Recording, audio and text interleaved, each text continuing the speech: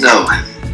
We had friends in common. The one time I met him, he was very charming and very nice to me. I saw his Ziggy Stardust in London, and then I saw him in New York at Radio City Musical. I loved New York, and New York was a big influence on me. Huge influence on me, New York.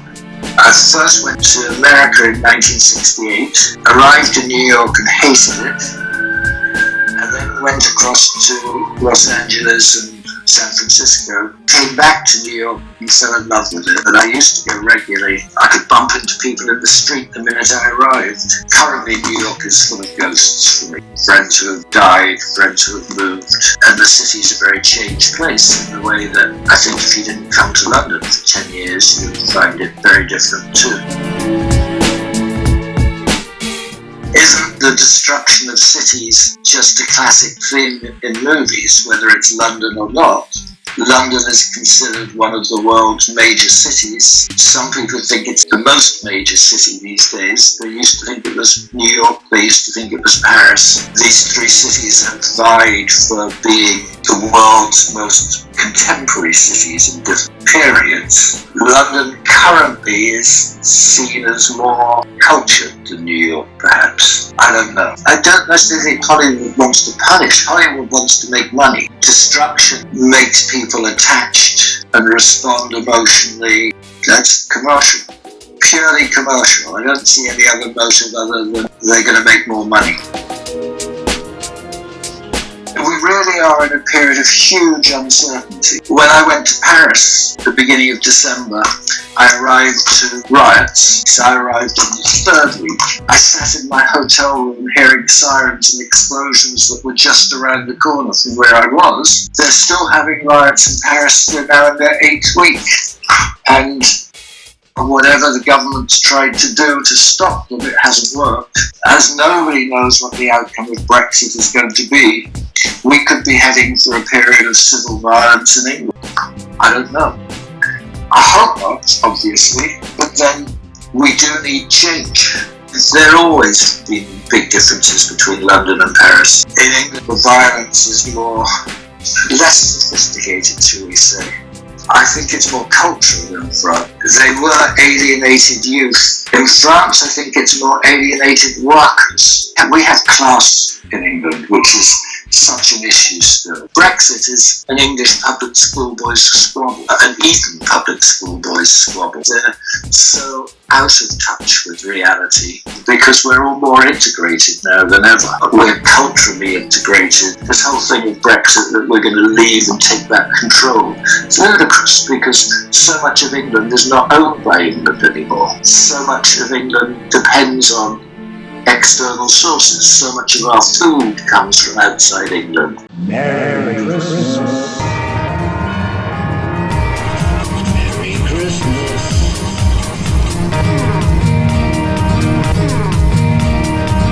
Christmas cheer, Christmas fear, Christmas tear, Christmas bear, Christmas cheer, Christmas tear, Christmas bear, Christmas bear.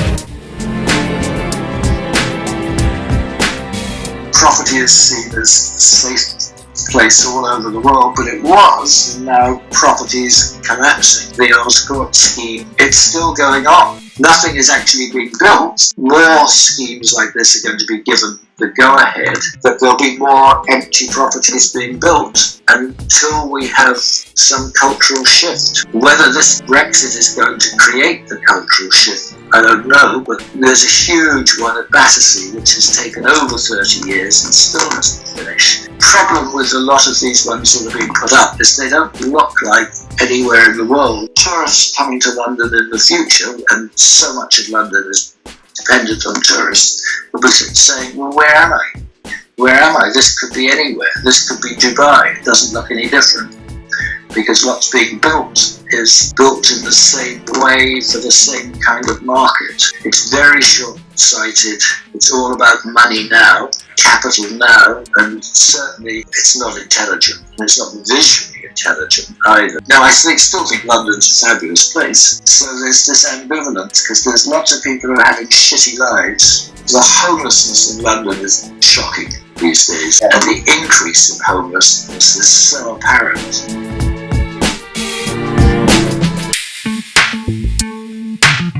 I'm still learning softwares. I take random photos and random bits of film that aren't planned for any purpose. Then I film myself on green screen. So I don't really plan what I'm going to do. When I do the green screen, I haven't rehearsed. I haven't really thought what I'm going to do when the camera's on. I just think that I'm going to do something, and whatever I do, I'm either going to use it or I'm not going to use it, but I'm going to do it now.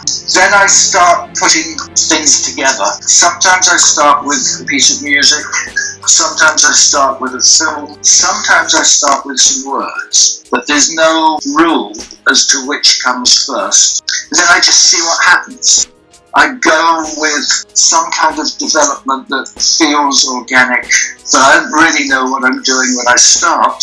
I don't say when I do a painting. Sometimes they just get lost on the computer. Mostly I post them these days to Instagram as a resource that really is like a recording device, like a scrapbook for everything. And yes, I know they communicate to other people, but it's really about keeping my things, for me, somewhere where they're accessible and findable. There is a bit of a story making, and then there is a bit of just storage in what happens to them. They form stories, what I see, because I don't know what I'm going to see. I don't know what's going to be in the street next time I go out. I don't know what shots are going to disappear. That's a real happening thing all across London now. Every time I go out, something's disappeared. I think these developments are really, there's been some demolitions of places you think, just how on earth did they allow that to be demolished? The whole Nash Terrace in Regent's Park has been demolished. And you think, how did anyone allow that to happen? That's a real criminal act. Earl's Court was a criminal act, and yet they're getting away with these criminal acts. Amount of homelessness, you just have to go out, you just see homeless people wherever you go almost. That is shocking and sad and tragic. There was someone on the Earl's Court Road today sitting in shirt sleeves on a bench with crutches talking to himself. He was a new one on me, I hadn't seen him before, but one knew straight away that he was someone who needed help that he wasn't getting. It's too cold to be sitting out in your shirt sleeves. No voice. No voice. If we have no voice, there can be no choice. No voice. No voice. No voice. If we have no voice, there can be no choice. No choice. No choice.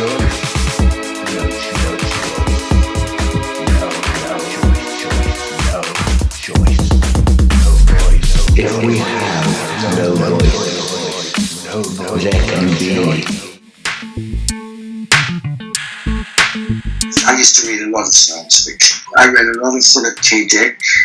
I read a lot of Robert Heinlein. I think some obviously had ideas that came to pass. In 1984, so many things, were being watched by cameras the whole time. So some science fiction writers got a lot of things right. I saw it when it was released, but I don't really remember it that well. I remember it was an impressive film, visually. I think I'd read the book. I don't remember it enough to draw a parallel, I'm sorry. Machines are made by man.